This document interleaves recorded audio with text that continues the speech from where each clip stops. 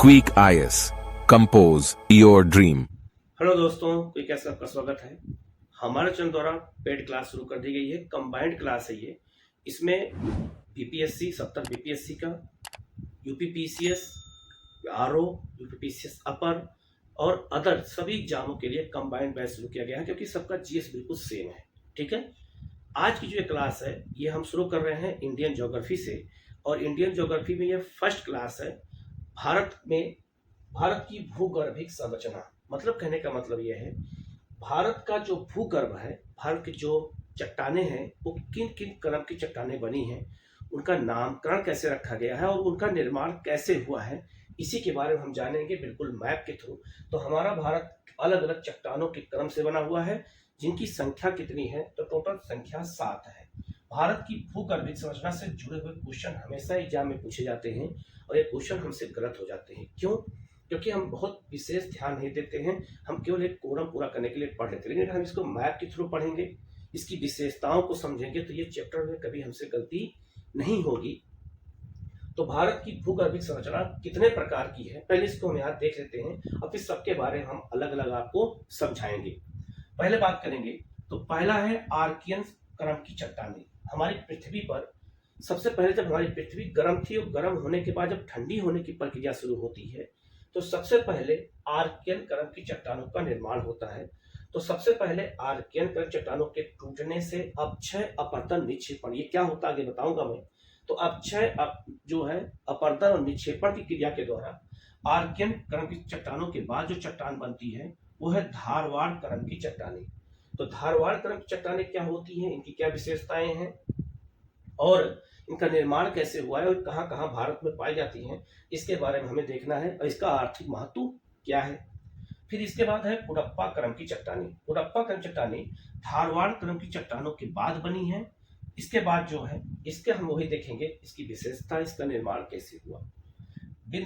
इसके बाद बिंद क्रम चट्टानें हैं। कुडप्पा क्रम चट्टानों के बाद बिंद क्रम चट्टानों का निर्माण हुआ, और बिंद के बाद गोंडवाना क्रम की चट्टानों का निर्माण हुआ। तो भारत की मुख्य रूप से जो 5 चट्टानें हैं, आर्कियन, धारवाड़, कुडप्पा, विंध्यन और गोंडवाना, इनका निर्माण किस तरीके से हुआ है, इसी चीज को हमें यहाँ समझना है। और भारत की सबसे प्राचीन चट्टान आर्कियन क्रम की है, तो सबसे नवीन चट्टान कौन सी है, गोंडवाना क्रम की चट्टानें हैं। तो इन दोनों के बारे में हमें अच्छे से ध्यान देना है। कभी कभी इनका क्रम भी आपसे पूछा जाएगा कि सबसे नवीन से सबसे प्राचीन की ओर, और प्राचीन से नवीन की ओर इन चट्टानों का क्रम क्या है, ये बताना है। दक्कन ट्रैप क्या होता है, इसको बताना है हमें। और टर्सरी क्रम की चट्टानें क्या होती हैं, ये बताना है। तो हमारी जो पृथ्वी है वहां भी चट्टानें इसी तरह पाई जाती हैं, और भारत भी इन्हीं चट्टानों से मिलकर बना है। अब यहाँ से क्वेश्चन कैसे बनते हैं, कहाँ कहाँ से क्वेश्चन पूछे जा सकते हैं, इसको मैं एक एक करके आपको मैं बताना शुरू करूंगा। उससे पहले हम लोग बात करेंगे अपक्षय, अपरदन और निक्षेपण किसे कहते हैं, क्योंकि पूरी ज्योग्राफी इसी 3 शब्द में सिमट के रह गई है। अगर 3 शब्द हम समझ जाते हैं तो ज्योग्राफी का समझ लीजिए कि आधे से चीजें ज्यादा हम आसानी से समझ सकते हैं। तो सबसे पहले हम जान लेते हैं कि अपक्षय, अपरदन और निक्षेपण किसे कहते हैं। ठीक है, ध्यान दीजिएगा आप लोग।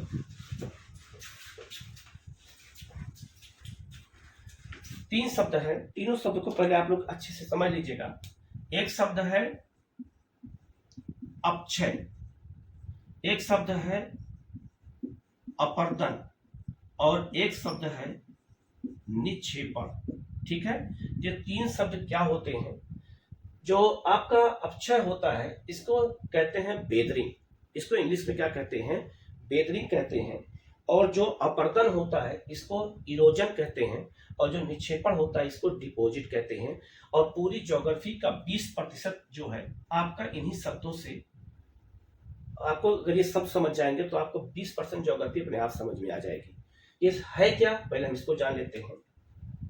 ध्यान दीजिएगा, ये है क्या, इसके बारे में जानना बहुत जरूरी है, और इसको मैप के थ्रू समझेंगे तो हमें जल्दी याद हो जाएगा, और फिर हमें इसको कभी भूलेगा नहीं। ठीक है, ध्यान देना। सबसे पहले बात करें, मान लीजिए कोई चट्टान है।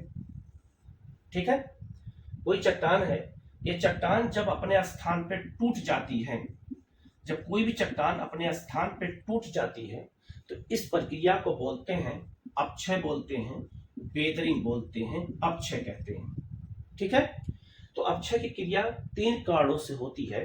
पहला है भौतिक कारणों से, दूसरा है रासायनिक कारणों से, और तीसरा है जैविक कारणों से। इन्हीं 3 कारणों के कारण चट्टानें अपने स्थान पर टूट जाती हैं। भौतिक कारण क्या जिम्मेदार होगा? मान लीजिए कोई चट्टान है, तापमान लगातार होना, तापमान का गिरना, तापमान का कम ज्यादा होना, तो चट्टानों में दरार पड़ जाती है। दूसरा रासायनिक, जैसे आपका चूना पत्थर की चट्टान है, जब लगातार पानी उस पर गिरता है तो रासायनिक क्रिया के द्वारा चूना के पत्थर चट्टानें टूट जाती हैं, उससे निर्माण होता है। तीसरा है जैविक, जब पहाड़ों में बहुत सारे पौधे पेड़ अपनी जड़ बना देते हैं तो पहाड़ों को कमजोर कर देते हैं, या फिर बहुत सारे जानवर जो होते हैं वो होल बना देते हैं। किसमें? तो होल बना देते हैं पहाड़ों के अंदर, जिससे पहाड़ कमजोर हो जाता है, चट्टानें कमजोर हो जाती हैं। तो अपक्षय की क्रिया का मतलब होता है चट्टान का अपने स्थान पर टूट जाना। दूसरा कौन सा है? दूसरा है अपरदन। अपरदन किसे कहते हैं? इसको कहते हैं इंग्लिश में इरोजन कहते हैं। तो चट्टान का अपने स्थान से दूसरे स्थान जब जाने की प्रक्रिया होती है तो इसको हम बोलते हैं अपरदन बोलते हैं, इरोजन बोलते हैं, अपरदन बोलते हैं इसको। ठीक है, ये एक स्थान से चट्टान जब दूसरे स्थान जाती है तो उस 3 कारणों से जाती है। पहला, मान लीजिए अगर कहीं वर्षा हो रही है तो वर्षा का पानी जब तेजी से बहता है तो चट्टान को बहाकर एक स्थान से दूसरे स्थान ले जाता है। दूसरा है पवन, जब पवन चलती है तो पवन भी क्या करती है? चट्टानों को उड़ा करके धूल के रूप में एक स्थान से दूसरे स्थान ले जाती है। और तीसरा है हिमानी, जो बर्फ होते हैं, बर्फ जब हिमानी के रूप में बहती है तो वो भी जो है क्या करती है? चट्टान को एक स्थान से दूसरे स्थान ले जाती है। तो तीसरा है हिमानी, या इसी को हम कह सकते हैं ग्लेशियर। तो ये 3 कारणों के कारण अपरदन होता है। इसीलिए एग्जाम में पूछा गया कि अपरदन के दूत किसे कहते हैं? तो अपरदन के दूत कहा जाता है किसको? तो कहते हैं वर्षा को, हिमानी को और पवन को कहते हैं। जिस स्थान पे चट्टानें आकर के जमा हो जाती हैं एक के बाद एक समय में, तो वहां पे चट्टानें क्या हो गई हैं? डिपॉजिट हो जाती हैं। इसी को कहते हैं निक्षेपण कहते हैं, इसको इंग्लिश में कहते हैं डिपॉजिट होना। ठीक है, तो अपक्षय, अपरदन और निक्षेपण क्या है आपको समझ में आ गया होगा। एक बार मैं फिर से बता देता हूँ। अपक्षय का मतलब होता है चट्टान का अपने स्थान पे टूट जाना। अपरदन का मतलब होता है चट्टान का अपने स्थान से दूसरे स्थान जाना।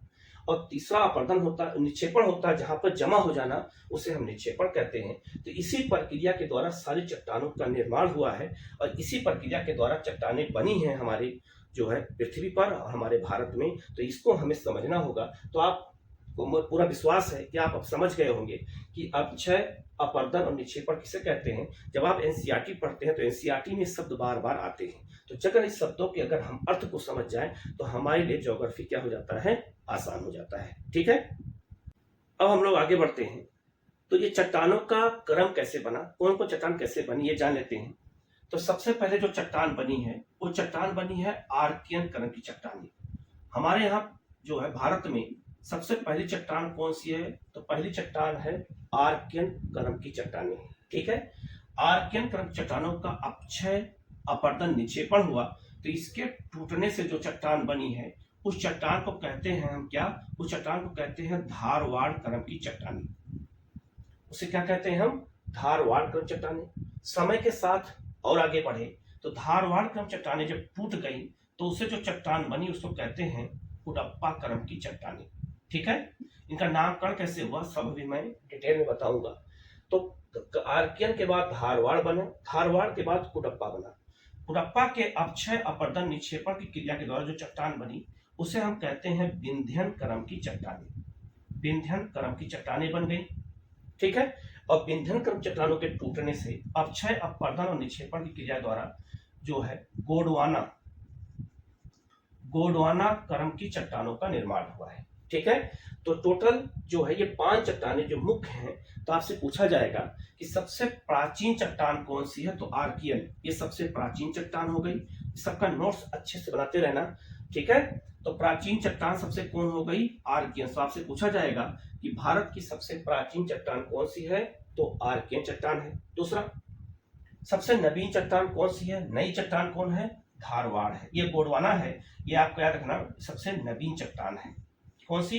तो तो आपका गोंडवाना। ठीक है, तो याद रखना, आपसे क्वेश्चन नवीन भी पूछा जा सकता है, प्राचीन, और आपसे क्वेश्चन प्राचीनता से नवीनता की ओर बढ़ने के लिए पूछा जा सकता है कि सबसे इन चट्टानों का क्रम कैसे बना है। तो सबसे पहले आप क्या बताएंगे, आर्कियन समूह की चट्टानें, धारवाड़ क्रम की चट्टानें, कुडप्पा क्रम की चट्टानें, विंध्य क्रम की चट्टानें और फिर गोंडवाना क्रम चट्टानें। इन चट्टानों का निर्माण इसी तरह से हुआ है और आप इसी तरह से मैप बना करके समझ लेंगे तो आपको कभी ये भूलेगा नहीं और यहीं से क्वेश्चन आता है तो क्वेश्चन आपका गलत नहीं होगा। ठीक है, अब हम लोग शुरू करेंगे, आर्कियन चट्टानों की विशेषता को जानेंगे, फिर धारवाड़ की विशेषता को जानेंगे, कुडप्पा की विशेषता को जानेंगे, विंध्य क्रम की विशेषता क्या है ये जानेंगे और गोंडवाना क्रम की विशेषता क्या है इसको जानेंगे। ठीक है, पहली चट्टान कौन सी है, तो पहली चट्टान है आर्कियन क्रम की चट्टानें।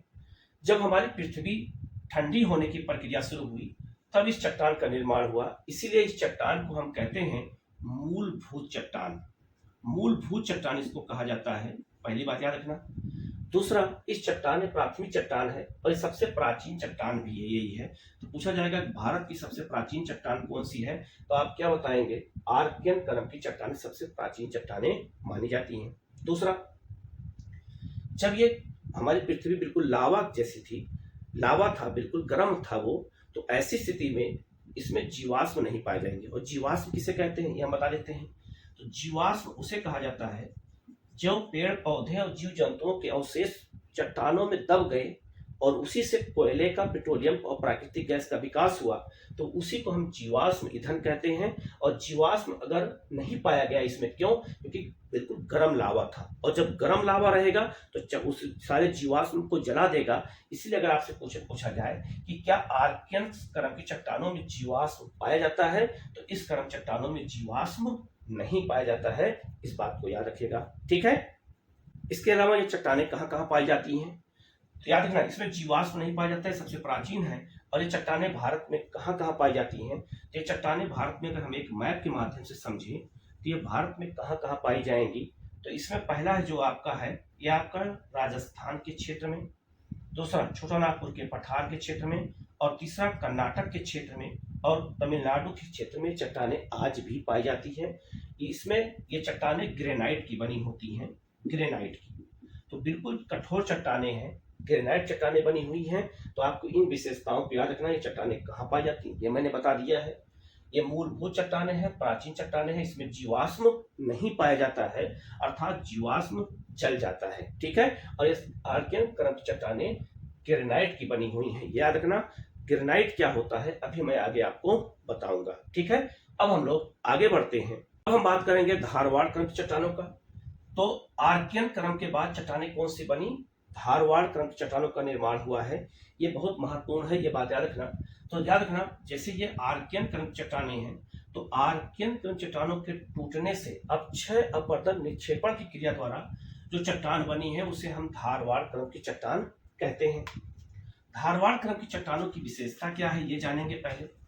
तो धारवाड़ क्रम की चट्टानें, आर्थिक महत्व इसका बहुत ज्यादा होता है और धारवाड़ क्रम की चट्टानें जो है आर्कियन समूह की चट्टानों के बाद हुआ है और इस चट्टान में जीवाश्म नहीं पाए जाते हैं, इसमें भी जीवाश्म नहीं पाए जाते हैं, ये बात याद रखना, पहला पॉइंट है। ठीक है, दूसरा, इसमें बहुत ही बहुमूल्य धातु पाए जाते हैं।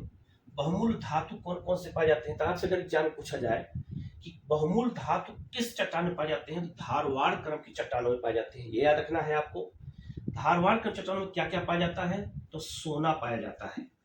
अब आपसे पूछा जाएगा कि सोना नामक जो खनिज है वो कहाँ पाया जाता है, धारवाड़ क्रम की चट्टानों में पाया जाता है। अभी मैं आके और डिटेल में बताऊंगा अभी। ठीक है, लोहा, लोहा किस में पाया जाता है, तो लोहा भी धारवाड़ क्रम की चट्टानों में पाया जाता है। सोना, लोहा, मैग्नीज, मैग्नीज के बाद इसमें पाया जाता है क्या आपका, इसमें पाया जाता है निकेल, इसमें पाया जाता है आपका कैडमियम, कैडमियम पाया जाता है, इसी में तांबा पाया जाता है, इसी में चांदी पाया जाता है, इसी में जस्ता पाया जाता है, इसी में सीसा पाया जाता है।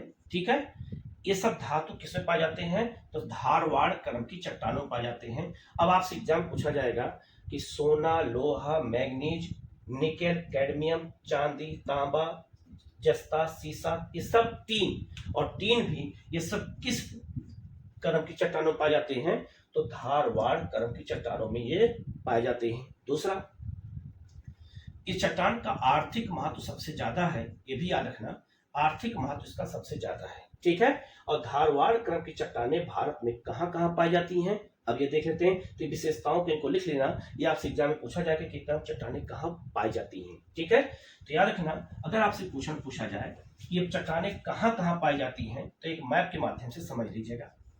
सबसे पहले अगर हम बात करें तो अरावली का जो पहाड़ी का क्षेत्र है, अरावली, मैं यहाँ ए लिख दिया हूँ, आप समझ लेना।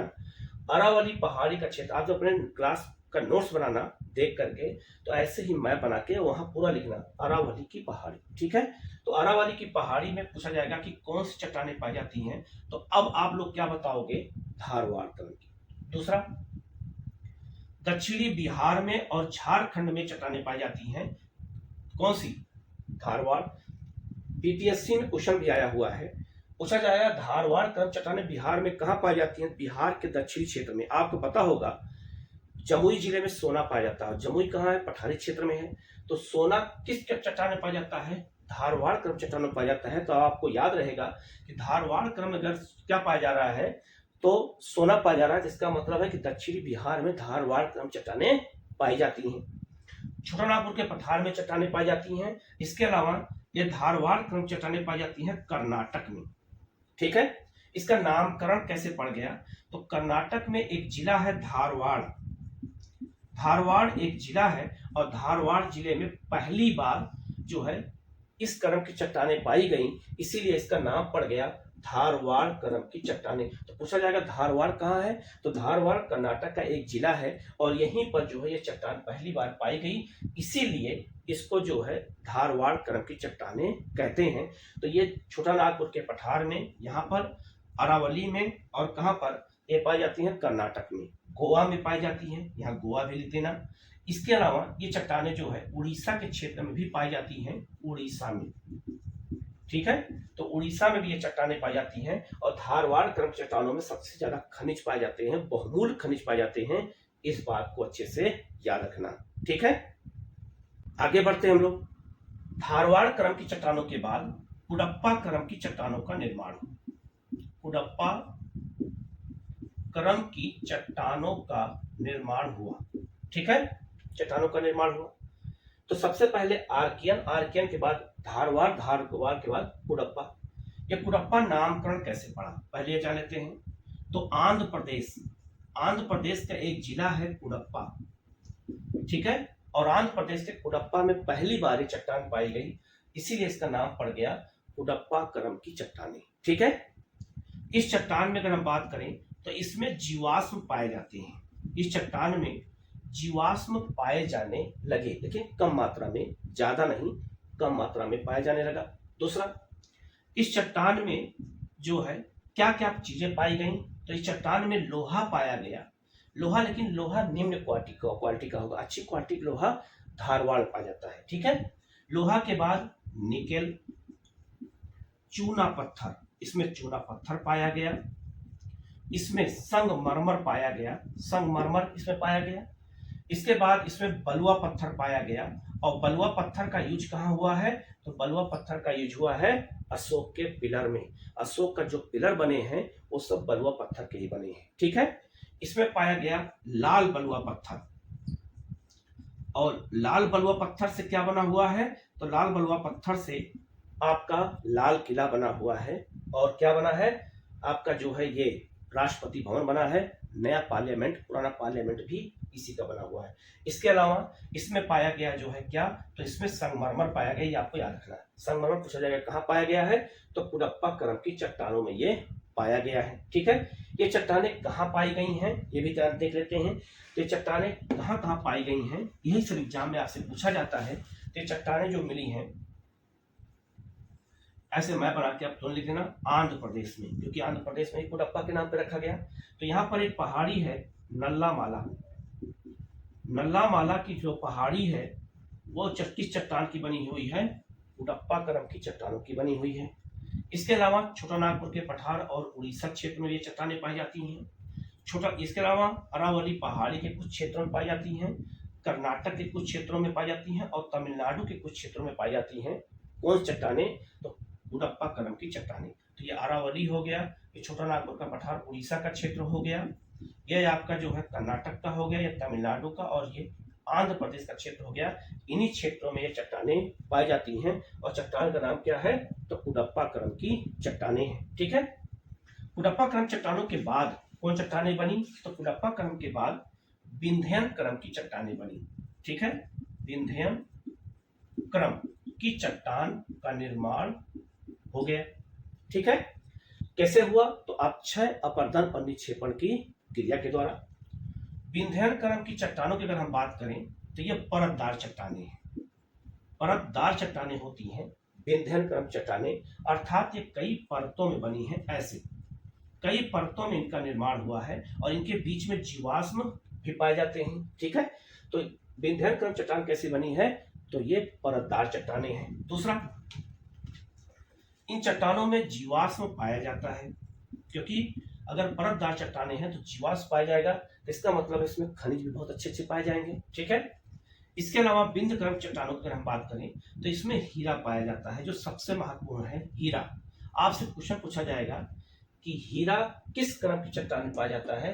तो ये याद रखना, जो है विंध्य करम की चट्टानों में हीरा पाया जाता है। ठीक है। दूसरा, इसमें पाया जाता है आपका क्या? तो इसमें पाया जाएगा अभ्रक। इसी में पाया जाता है क्या? तो चूना पत्थर। ठीक है। चूना पत्थर, इसी में लाल बलुआ पत्थर, लाल बलुआ पत्थर, इसी में बलुआ पत्थर, ये सब पाया जाता है किसमें? तो विंध्य करम की चट्टानों में पाया जाता है। ये चट्टाने भारत में कहाँ कहाँ पाई जाती हैं? और ये बिहार में भी पाई जाती है। कहाँ पर? तो इसको भी हम जान लेते हैं। ठीक है। अब आपको बिल्कुल क्लियर हो जाएगा, मैप के थ्रू समझेंगे। तो विंध्य करम चट्टाने मध्य प्रदेश में पाई जाती हैं, विंध्य नामक पहाड़ी में। ठीक है। बिहार में कहाँ पाई जाती हैं? कैमूर का पठार, जो कैमूर रोहतास का पठार है वो विंध्य करम की चट्टानों का बना है, कैमूर का पठार। तो बिहार में जो है एक तरफ कौन चट्टानें पाई जाती हैं? धारवाड़, और आपका विंध्य करम चट्टानें भी बिहार में पाई जाती हैं। इसके अलावा छोटा नागपुर के पठार में ये चट्टानें कुछ पाई जाती हैं, आंध्र प्रदेश से पाई जाती हैं। इसके अलावा ये कर्नाटक के कुछ क्षेत्रों में और तमिलनाडु के कुछ क्षेत्रों में भी ये चट्टानें पाई जाती हैं। इसमें सबसे बड़ा महत्व है कि इसमें हीरे का उत्पादन होता है, जो सबसे महत्वपूर्ण है। इस चीज को आपको याद रखना है। ठीक है। इसके बाद आता है जो आपका गोंडवाना करम की चट्टानें। ठीक है। गोंडवाना करम की चट्टानें। ठीक है। ये चट्टानें क्या है? इस चट्टानों में जीवाश्म पाया जाता है और ये सबसे नवीन चट्टान है। ये सबसे नवीन चट्टान है, जीवाश्म पाया जाता है और ये परतदार चट्टानें होती हैं, क्योंकि उसमें जीवाश्म परतदार चट्टानों में फंस जाते हैं। ठीक है। इसीलिए भारत का 98% कोयला इसी चट्टान में पाया जाता है, गोंडवाना करम की चट्टानों में। ठीक है। इसमें क्या पाया जाएगा? इसमें भी चूना पत्थर पाया जाता है। इसमें जो है अगर कहा जाए तो गोंडवाना करम की चट्टानों में अभ्रक भी कुछ मात्रा में पाया जाता है। ये भी याद रखना, जैसे झारखंड में कोडरमा का पठार जो है अभ्रक के लिए जाना जाता है। ठीक है। इसमें यूरेनियम भी पाया जाता है, यूरेनियम के भी तत्व इसमें पाए जाते हैं। चूना पत्थर पाया जाता है। 98% कोयला, पेट्रोलियम और प्राकृतिक गैस, इन सब का जो है उत्पादन गोंडवाना करम की चट्टानों में होता है। ये परतदार चट्टानें हैं, सबसे नवीन, भारत की सबसे नवीन चट्टान यही है, ये याद रखना है। और जीवाश्म इसमें पाए जाते हैं, इसलिए इसमें कोयला 98% पाया जाता है। ठीक है। एक बात और ध्यान दीजिएगा, जैसे मान ले परतदार चट्टानें हैं, तो जब परतदार चट्टानें एक दूसरे के ऊपर ऐसे होती हैं तो इसमें जीवाश्म दब जाते हैं, तो दाब के कारण ताप बढ़ जाएगा, और जब दाब के कारण ताप बढ़ेगा तो उससे क्या होगा? तो उससे जो है वो तत्व जो है रासायनिक क्रिया द्वारा बदल जाएगा, तो वही जो जीवाश्म थे वही कोयले में बदल गए। लेकिन ये 1-2 साल में नहीं हुआ है, ये हजारों सालों का परिणाम है, तब जा करके इस कोयले का निर्माण हुआ है। इसीलिए इसको हम जीवाश्म ईंधन कहते हैं और यह धीरे धीरे समाप्त हो रहा है। इसीलिए आज भारत सरकार, दुनिया की सरकारों का उद्देश्य है कि अब जो है जीवाश्म ईंधन से निर्भरता हटाई जाए और परंपरागत ऊर्जा के स्थान पर जो है नवीकरणीय ऊर्जा को अपनाया जाए, जिससे जो है वही हमारा भविष्य है। क्योंकि ये एक समय के बाद क्या हो जाएगा? समाप्त हो जाएगा। तो ये पूरा आपको समझ में अच्छे से आ गया होगा। ठीक है, नेक्स्ट है आपका टर्सरी क्रम की चट्टानें। टर्सरी क्रम की चट्टानें से क्या बना है, यह भारत में कहाँ पाई जाती हैं, ये हमें बताना है। तो टर्सरी क्रम की चट्टानें अगर बात किया जाए तो टर्सरी क्रम की चट्टानों से हिमालय का निर्माण हुआ है। जो हमारा हिमालय पर्वत है इसका निर्माण किससे हुआ है, तो टर्सरी क्रम की चट्टानों से हुआ है। ठीक है, तो पूछा जाएगा कि हिमालय पर्वत का निर्माण किस चट्टान से हुआ है, तो हम बताएंगे टर्सरी क्रम चट्टानों से हुआ है। इसमें कुछ मात्रा में कोयला पाया जाता है, वो कोयला लेकिन निम्न कोटि का होता है। ठीक है, इसमें कुछ जो है चूना पत्थर ये सब पाए जाते हैं, लेकिन इसमें खनिज बहुत कम मात्रा में पाए जाते हैं। और ये चट्टान हिमालय के अलावा बिहार की अगर हम बात करें, जैसे ये बिहार का मैप है, आप ध्यान से समझ लीजिएगा। ठीक है, तो बिहार का जो ये वाला क्षेत्र है उत्तर पश्चिमी क्षेत्र है, इस क्षेत्र में जो है यहाँ पर सोमेश्वर की पहाड़ी है, हरहा घाटी है, दून घाटी है। तो यहाँ पर क्या पाया जाता है, तो याद रखना यहाँ पर जो है टर्सरी क्रम चट्टानें पाई जाती हैं। तो बिहार का जो चंपारण का क्षेत्र है यहाँ पर टर्सरी क्रम चट्टानें पाई जाती है। बिहार का कैमूर का जो पठार है यहाँ पर विंध्यन क्रम चट्टानें पाई जाती हैं। और बिहार का जो दक्षिणी क्षेत्र है यह आपका यहाँ पर धारवाड़ क्रम की चट्टानें पाई जाती हैं। आपको अच्छे से याद हो जाएगा कि बिहार में कौन कौन चट्टानें कहाँ पर पाई जाती हैं। ठीक है, तो ये चैप्टर आप बिल्कुल समझ गए होंगे। इसमें जो है टर्सरी क्रम चट्टानें बिहार में कहाँ पाई जाती हैं और भारत में कहाँ पाई जाती हैं, तो हिमालय इसी का बना हुआ है। ठीक है, अब हम बात कर लेते हैं दक्कन ट्रैप किसे कहते हैं। तो इसको बहुत ध्यान समझिएगा कि दक्कन ट्रैप किसे कहा जाता है, क्योंकि बहुत महत्वपूर्ण है। ठीक है, दक्कन ट्रैप, दक्कन ट्रैप क्या होता है इसको पहले ध्यान से समझ लीजिएगा। पहले इसको मैप समझाते हैं, ध्यान दीजिएगा। भारत का जो ये क्षेत्र है आपका दक्षिण भारत है, तो मालवा के पठार से लेकर के और आपका महाराष्ट्र तक, ये महाराष्ट्र तक का जो क्षेत्र है, गुजरात का जो क्षेत्र है, यहाँ पे काली मिट्टी पाई जाती है, काली मिट्टी पाई जाती है। और ये पूरा दक्षिण भारत का क्षेत्र है, इसलिए हम दक्षिण भारत होने का इसको हम दक्कन कहते हैं। ठीक है, इस क्षेत्र में काली मिट्टी पाई जाती है और काली मिट्टी का निर्माण लावा से हुआ है, इसीलिए इसको हम दक्कन ट्रैप कहते हैं। और इस बहुत ही उपजाऊ मैदान माना जाता है, इसमें कपास गन्ने की खेती बहुत ज्यादा होती है। तो दक्कन ट्रैप क्या होता है, ट्रैप क्या होता है, अब इसको हम समझ लेते हैं। बहुत ध्यान से समझिएगा, अच्छे से समझ में आपको आ जाएगा। ठीक है, ध्यान दीजिएगा।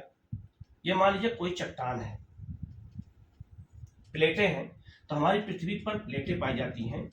ठीक है, ध्यान दीजिएगा। अगर दो प्लेटें आपस में टकराती हैं तो उससे हम विस्फोटक ज्वालामुखी आता है, विस्फोट होता है बहुत ज्यादा।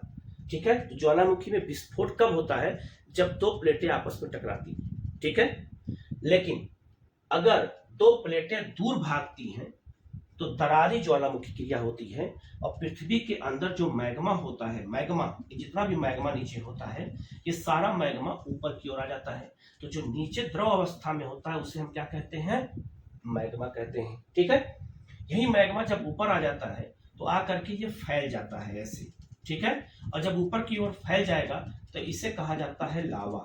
तो मैग्मा पृथ्वी के नीचे कहते हैं, ऊपरी भाग में उसे हम लावा कहते हैं। ठीक है, ये लावा समय के साथ निकलता रहता है और अलग अलग समय में यह नई नई परतों का निर्माण करता है, इसी को हम लावा पठार कहते हैं। और चूंकि अलग अलग परत में रहता है, समय के साथ अलग अलग परतों में निकलता है, फैलता रहता है, इसीलिए इसको हम ट्रैप कहते हैं। तो ट्रैप का मतलब ये हो गया अलग अलग परतों में लावा का जमा होना, उसी को हम ट्रैप कहते हैं। ठीक है, अब आपसे सवाल पूछा जाएगा कि लावा पहले ठंडा होगा या मैग्मा पहले ठंडा होगा। तो चूंकि वायुमंडल ऊपर होता है तो लावा जल्दी ठंडा हो जाएगा। ठीक है, लावा अगर ठंडा हो जाएगा तो उसके कण छोटे हो जाते हैं, तो उसे हम रेगुर कहते हैं। क्या कहते हैं, रेगुर कहते हैं, कण छोटे होते हैं। मैग्मा देर से ठंडा होगा और लावा जल्दी ठंडा हो जाएगा क्योंकि ऊपर वायुमंडल होता है। अब लावा के ठंडा होने से जो चट्टान बनती है उस चट्टान का नाम है बेसाल्ट। आपसे पूछा जाएगा बेसाल्ट का निर्माण किससे होता है, तो आप बताओगे लावा से होता है। लावा के ठंडा होने से चट्टान बनती है बेसाल्ट, और बेसाल्ट चट्टान जो होती है वो मुलायम चट्टान होती है। क्या होती है बेटा, तो मुलायम चट्टान होती है। ठीक है, अब मैग्मा देर से ठंडा होता है क्योंकि धरातल के नीचे है, तो मैग्मा के ठंडा होने से ग्रेनाइट चट्टान बनती है, ग्रेनाइट। तो दक्षिण भारत के आंतरिक भागों में क्या पाया जाता है? ग्रेनाइट पाया जाता है, और ऊपरी भागों में बेसाल्ट पाया जाता है। अब ग्रेनाइट का यूज कहाँ हुआ है? तो ग्रेनाइट का यूज हुआ है अजंता एलोरा की गुफाओं के निर्माण में। जो अजंता एलोरा की गुफाएं बनी हैं, उनका निर्माण किससे हुआ है? ग्रेनाइट से हुआ है। आप घरों में जो सिल लोढ़ा होता है ना, जिससे हम मसाला पीसते हैं, वो भी ग्रेनाइट का बना होता है। अगर ग्रेनाइट का इसीलिए बना है, तभी आप कितना भी मसाला पीसते हैं, उसमें जो है पत्थर के टुकड़े मसाले शामिल नहीं होते हैं, तो वो ग्रेनाइट का बना होता है। ग्रेनाइट बहुत कठोर चट्टान होती है, जो मैग्मा के ठंडा होने से बनती है। तो चाहे दक्षिण भारत में कोई मंदिर रहा हो आपका, चाहे अजंता एलोरा गुफाएं हो, आज भी उसी रूप में क्यों बनी हुई हैं? क्यों? क्योंकि वो ग्रेनाइट नामक कठोर चट्टान की बनी हुई है। बेसाल्ट क्या है? मुलायम चट्टान है।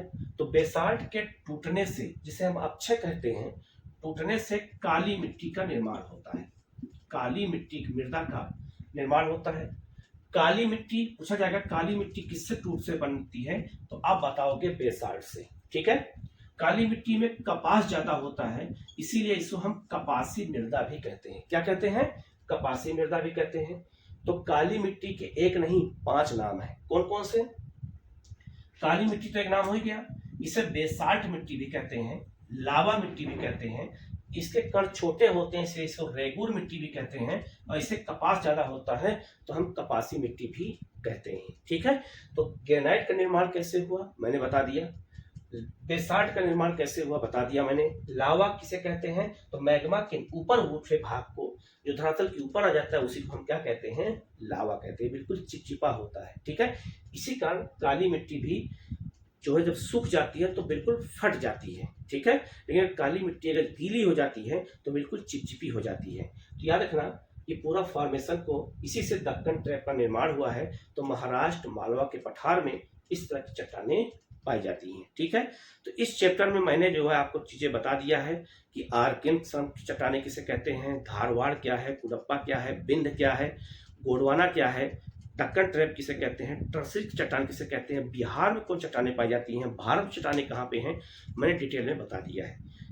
वीडियो को पूरा देखिएगा। कहीं कोई डाउट होता है कमेंट करके पूछिएगा, उसका जवाब आपको दिया जाएगा।